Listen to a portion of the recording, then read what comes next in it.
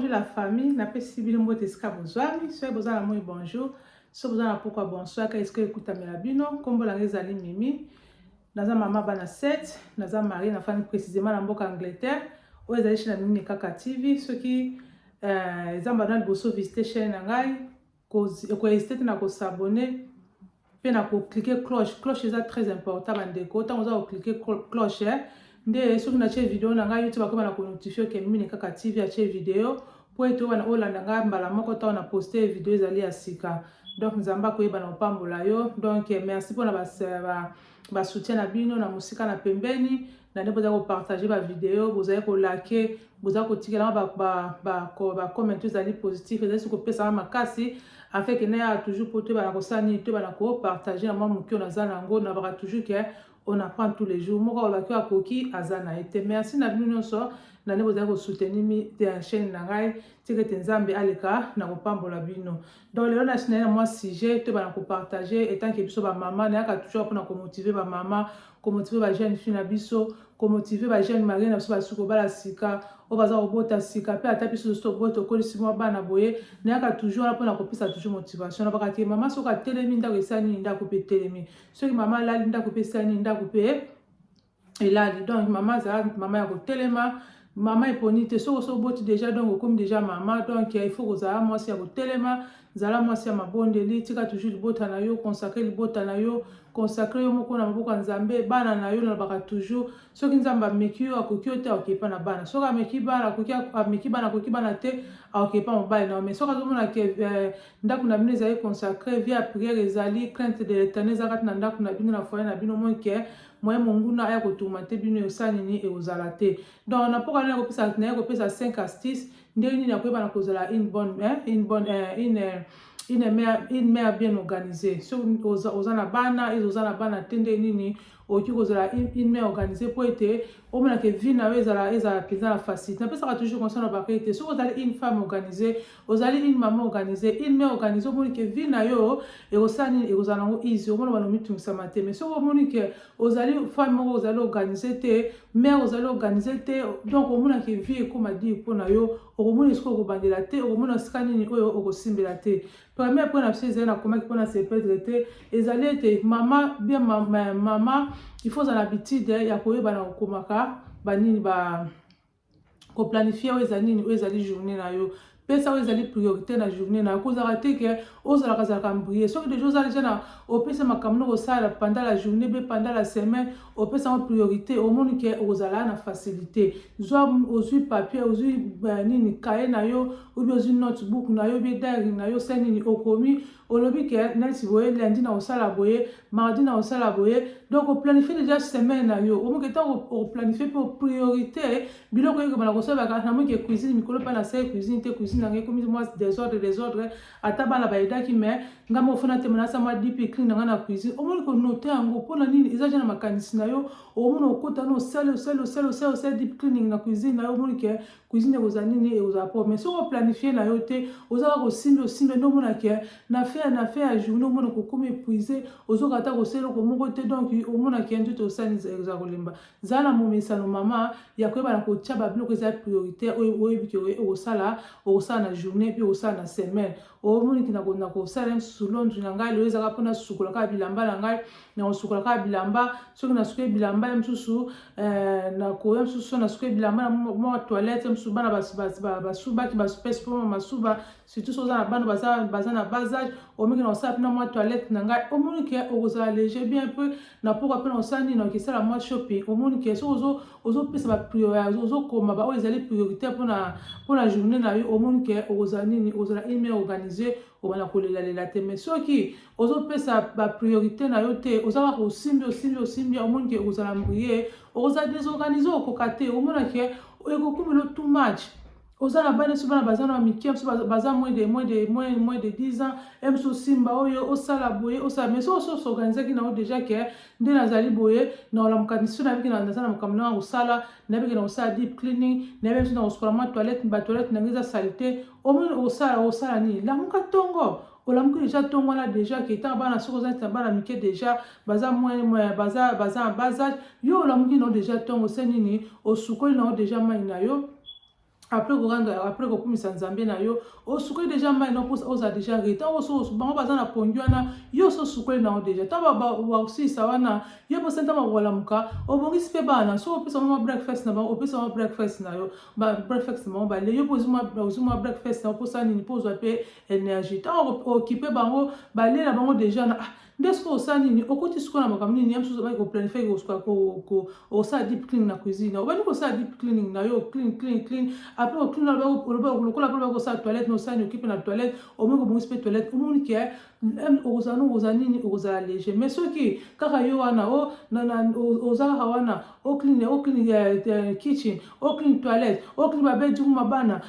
donc omoni ke ekozala mpasi mpona ya mosusu moko oza mpe na bana na mike omona bakozala mpe mosusu baza na posa na onanu yo mpe mosusu okipe bango mosusu bazolandalanda omoni ke esaka nini epesaka stress mpona koevite nyonso to wana pesa oyo ezali priorité na yo ntango déjà bokelala ke lobi ntango namaka na ngula nzambe nyonso tozobaka na ngula nzambe na kosala boye omoni ke koede yo mpona kozala ilme organise mais soki oza na organise te oza koplanifie te nde omona ke osala nini okomona bana kostruggle nde bangre balobaka okomona esika kosimbela te okomona esika kobandela te pesa bapriorité na yo oyo omoni ke kosala pesa yango priorité okomi yango déjà te na agenda na yo ke na kosala boye nde omoni ke ekoyebana kosunga yo kozala ilme ya nini oyo azali organisé. Deuxième astuce na biso ezali na komai mpona se perdre te. Deuxième astuce na biso ezali kogere baactivité na yo ndeni okoyebana kogere baactivité na yo kosalaka makambo na baka toujours mama kosala makambo na loyenge te il faut gérer baactivité na yo oyebeke mosusu bana mosusu bakendaka bana mosusu ozalaka bazala baleson ba swimming mosusu omona azala na leson soki ya football mosusu omona azalaka osoki aza na leson soki ya yoga soki ya nini mosusu omona mpe mosuku na oparenti nini donc faut kogere kokoma nyonso tu wana na balikambo tu ya agenda te ozogere baactivité na opoza nini epesa o stress te ebana kopesa okoma nervosité te mpo soki ozomona ke oza kogere baactivité na yo te oza kogere batana na yo te mama epesaka kanda biso toya bamama toyebi yango nde ezalaka omoni kokoma nerveuse omoni mwana leki obeti mwana egogo mwana koleka bokomi kofinga esi mobali okangeli mobali kanda donc na likambo ezangi na kotina mpona nini yo moko oza kokomi gere te mais soki oza kogere baactivité na oyo okosala pendant la journée mpe pendant la semaine osi oplanifiaki yango déjà omoni ke osala nini ekoyebana koede yo okomoni ya mosusu alango etika mwana ya mosusu mwana aza mosusu aza na activité soki ya swimming ya mosusu swimming ebandaka soki nayebi te mosusu ebandaka soki 15 heures après school 15h ti soki 15h po ezala mpe ka 1h dita basession omona oso okomaki yango déjà ke mardi naza na nini naza na swimming mosusu jeudi mwana aza so na football oyo mpo bakenda na football ozomoni mo ozoplanifie yango déjà mosusu samedi na osala nini naoke kosala suki na ngai naoke mosusu kosala mwa pédicure na ngai naoke esala mosusu mwa manikina ozomona ke ozogere baactivité na yo déjà eza ja na motu na yo mposo eza ja na motu na yo ozolala yango ozolamuka nango omoni ke eza na mutu na yo ekosala nini ekokitisa bastress ekokitisa mwa banini banervosité mais soki biloko ozosala kaka biloko na loyenge omoni okoma taide surtout soki oza na moto akosunga yo te oza kaka yo moko liboko moko oki otiki oyo ozongi oyo okendeki kotika na classe ozongi ifo ozonga ifo lamba oza na bana mike ifo sukola bango ifo lesa bango ozongaki nyonso to wana ekopesa oni ekopesa opasi mpe yo banini baofa mpe oboyaka te baofa babenga nini nini soki moninga abengisi yo ezali na wate na programme moko te okaka makopa tokuta na city center boye na boye ezali na programme te yo wana kaka mbala moko kukuluko naozwa bisi nazoya naodemare voiture nazoya non mbala mosusu te bato oyo bape kolobaka mpe no te ntango moninga mpe abengi apesa proposition en tout cas makopa lo namoni naza na temps tokutana te oyebisaka akomemoni pa po eza décision na yo moko yo moko oza mokolo fo ebandeni yo moko oza komigere yo moko kolinga teke moninga aza likolo mpe moninga bana kogere yo moninga bana kogere famille mosusu nakoya kosonga na bajeune fille na biso le temps yo oza kobala obala oza na ndako na yo kolinga teke camarade na yo aya kotake over obe camarade na yo aya koteka autorité likolo libala na yo likolo na yo likolo bana na yo non il faut zala na moya ya koloba non oyo bangela baka un hospital non ozomona non otokutana boye non en tout cas namoni nasalaki programme na ngai nazala mpe mwa busy mosusu toki koreportanga ata totyanga ata next week mosusu ekosala biso bien ozomona mpona nini ekoalege yo bastress école ko silika école bakana mais est-ce que mo mi comme si trop cher dès du lundi à dimanche oza trop chargé ozomona ke yo moko za na répondre na moko te pona nini oza ko se gérer te mais soko o gérer o lebi ke lelo penza mercredi lo na obima te lo na oselo ko moti na sani na relaxer na fanda kaka na ndaku amsu na canapé amsu na relaxer ate ya moko na kofanda amsu na kotanga amsu mo livre amsu na kotala mo boye amsu na kosala mo ba sèche ozomona ke wana bazobenga ke ozo gérer ba activité na yo kolinga te ke ozo saka makamka na loyenge tant osanga na loyenge wana eko-perturber yo émotionnellement oza perturber physiquement oza tailleur donc au monde oza stable te oza stable te oza mutu moko donc okomi ko agiter donc oza na nini oza na contrôle te donc gérer ba activité na yo planifier ba activité na yo ke lundi na osala boye na ozongisa boye na semaine na osala boye na ozongisa boye au monde ke ekoyeba na ko aider yo ekoyeba na ko aider yo surtout soki oza na bana au monde ke eko faciliter yo soki oza na bana boye bango baza na bana bayebi ndenge ezalaka soki oza ko gérer te oyebi ndenge bagéraka te donc oza une maman organisée te ndako ekoma désordre soki oza mama oza na bana déjà surtout bana baso baza na bas âge ata bana mpe basi bakolaki déjà opesaki bango base te olakisaki bango te ndenge ata mwa batâche ménagère mpe bamosusu bakoli bana kosunga yo omoni ke okozala trop surchargé so mpe mosusu ape na mobali mpe mbala edako mpe mbali mosusu baedaka na bango tomona kofandelaka liboso ya télévision wana ozomaka moni ke mwasi na ngai lemisi kaka natiaka mwa liboko bamosusu etaka bango te ozomona ke okoma surchargé okolemba oza na mwana moke age eza nanu omona okoma lokola mama moko ya mokolo bakotia mosusu yo mosusu oza na batrentaine batia na moto aza na baquarantaine moto ya baquarantaine azoluki yange danu yo ozomona mpona nini oza kosegere te ozotravaille di oza na repos te ozomona ke ezaki koaffaiblir mémoire na yo ezaki na donc kosala nini faire yo vie ko pesa yo vieillissement noki soki ozo gérer ozomona ke ozala une mère organisée okomi en plein agenda na wana ke o eza boye omoni ke oza nini eko-alléger tâche na yo troisième assise na pe ezali nini ko préparer pe avant ozomona ke avant la veille ozomona soki oyebeke lobi kozala na appointment supposons oyebeke oza na 2 appointment na yo mosusu oza na appointment pas docteur mosusu oza na appointment ya réunion de parents mingi ezalaka mosusu ezalaka na après-midi après basukula so oza na réunion de parents mosusu oza na oketika mwana mosusu na activité moko boye lamba déjà bien avant jour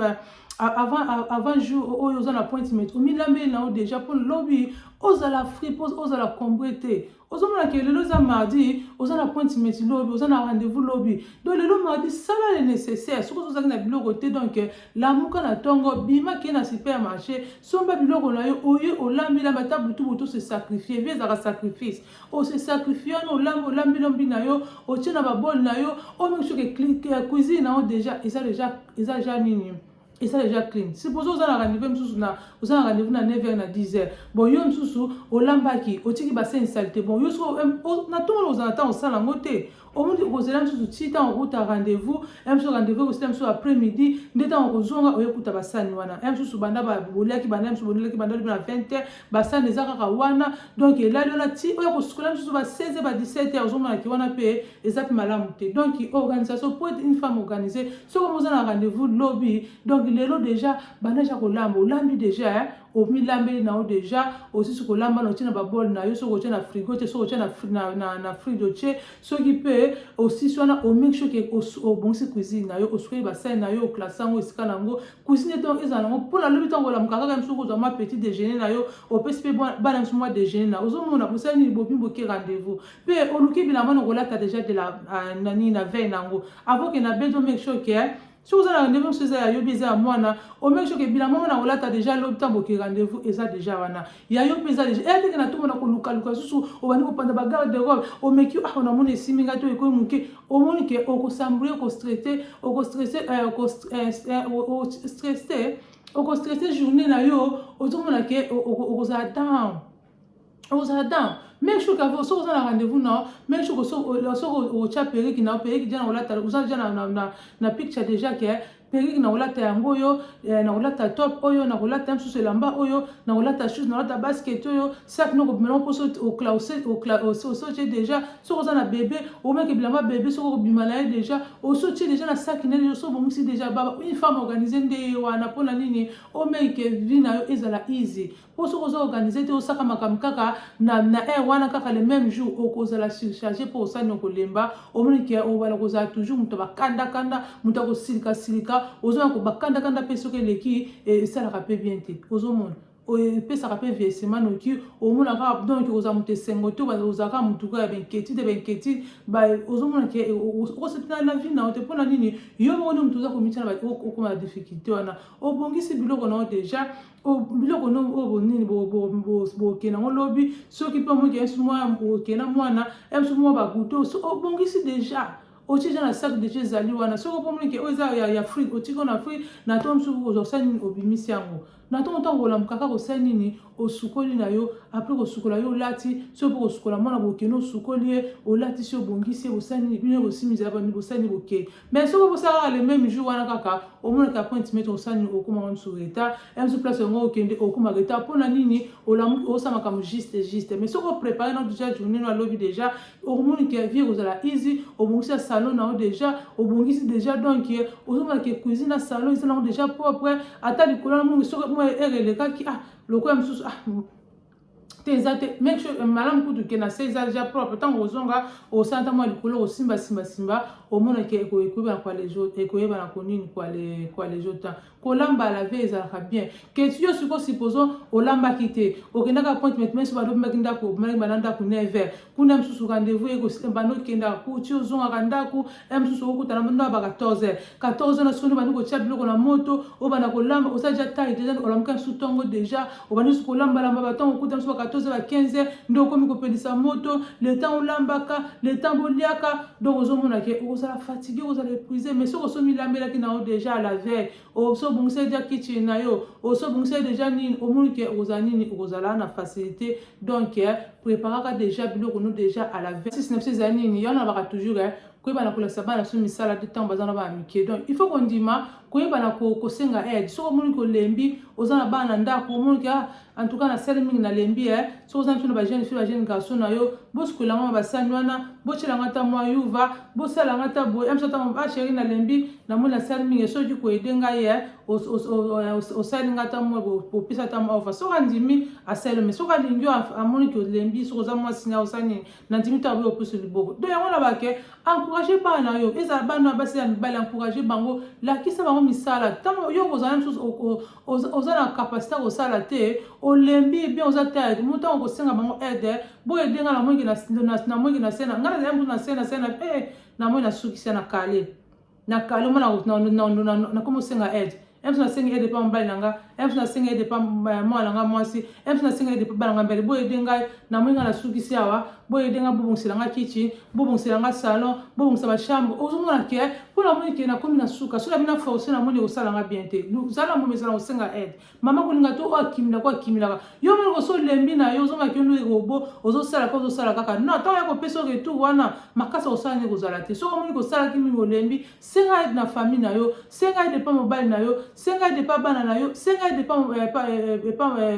pa bana na yo basani ba aide yo ska yo suki basala taso basali bien te tant ozoma kaso omuntu yo ko bonsaka na ndenge yo lingeli mais so ko sala kaka e bana ko peso omona ke o ko pe d'équilibre na yo o ko pe d'énergie tellement travail mi ko pe d'énergie ozomona ke e ko sala nini eza bien te pour la santé ba pesa conseil que so omoni ko sala lembi omoni ko o komi na suka pe mana ozuna ma break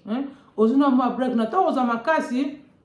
ndesko sanini o bandiri tuma to tokenda misala tokenda teka bana so kende bana tongo so ko sa 8h tous les 8h ditondo sala ka non so comme to so 8h de tabac ça sur une break à 1h pour pas que ni au travail mingi ça peut ndemo na banda côté so za maman organiser et ça peut bongo au même que salo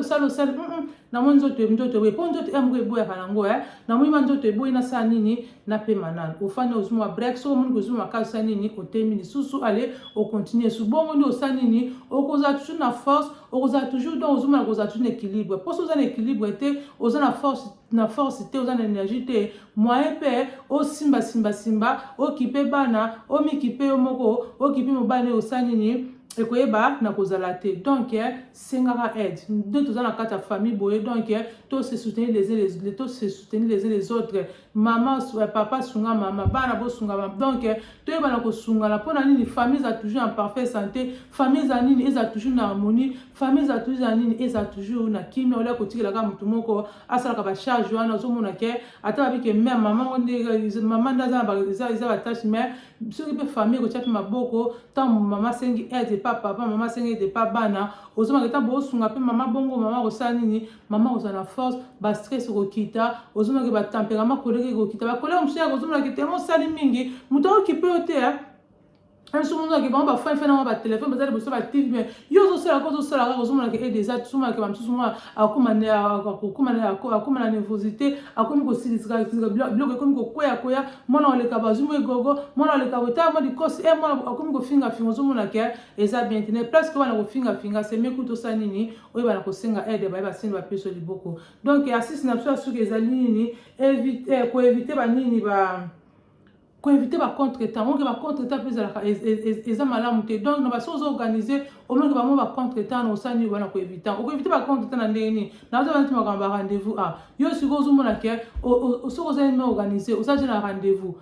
rendez-vous monsieur à moi en hôpital o za na rendez-vous na école monsieur za na rendez-vous na musala monsieur za na rendez-vous monsieur na banque o za donc moi ba to yebika ni makamba rendez-vous ne za na mboka bisa na mboka to vakasi ba rendez-vous na ba rendez-vous o zo ma keza ni soko za femme organiser comment on a na yo oketika mwana dentiste oketika mwana soki na wapi soki na nini okombia ngo déjà wana pona nini ntango okomona ke jour le boza na rendez-vous tika nata na hotel na ngai otali naza na rendez-vous mosusu na 12h30 na 12h30 kolala pongi te mama osali nini lamuka déjà tongo ba 7h déjà na sola muki déjà ososi dia ben na déjà na ba toujours moi il faut sukola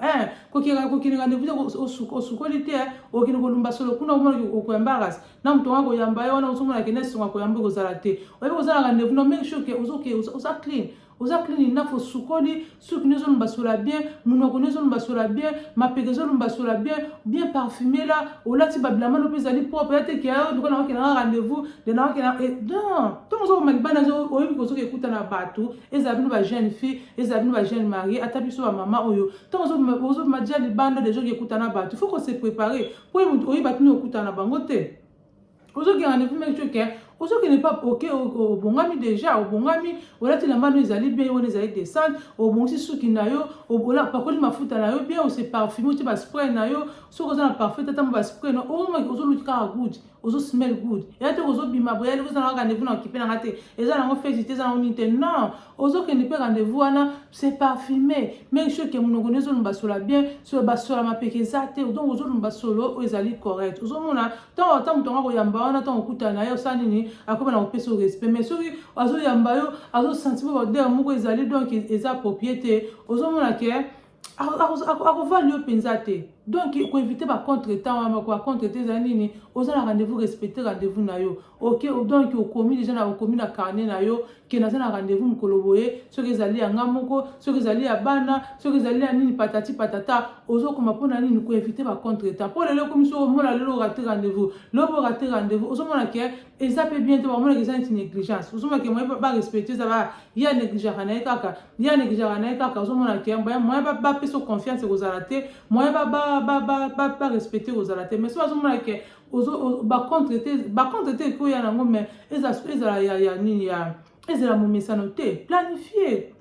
il faut planifier les kinyoso pour la cause une mère organisée aux ana bana ozana bana te donc na toujours il faut zaka organiser ozomona ezala ozame au foyer ezala maman travaillaka donc il faut oza toujours organiser comme ce na ba type ya soko ozali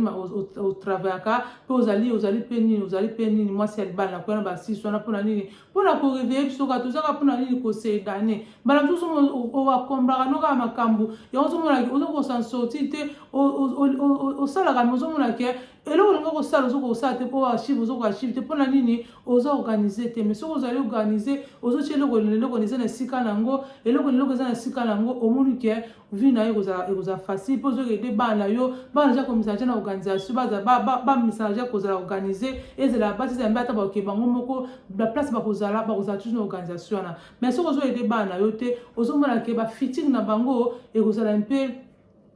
peu désordre. Il y a un partager moi 5 astuces oyo pour na kozala email organisé. Donc il faut landi yango landa vidéo tina suka bala msusu ba ponga na pointer awa so ke msusu wana osala ngota ko sala ngo moni ke eko easy life na yo so ozana bana te surtout ba to bazana bana bazana na basage omoni ke eko sanini eko yeba na ko aider yo. Donc nzamba pambola bino bo partager vidéo bo liker vidéo bo commenter na vidéo ceux qui n'ont s'abonner te kotala na fenêtre te yaka na famille ya Mimi Kaka TV s'abonner cliquer ko notification nzamba osanini akoyeba na kopambola yo. Merci na bino zine kozala ko soutenir nga lisusu na sengi sou merci tigete nzambe aleka na kopambola bino tokute na prochaine vidéo na pesi bino kaka bye.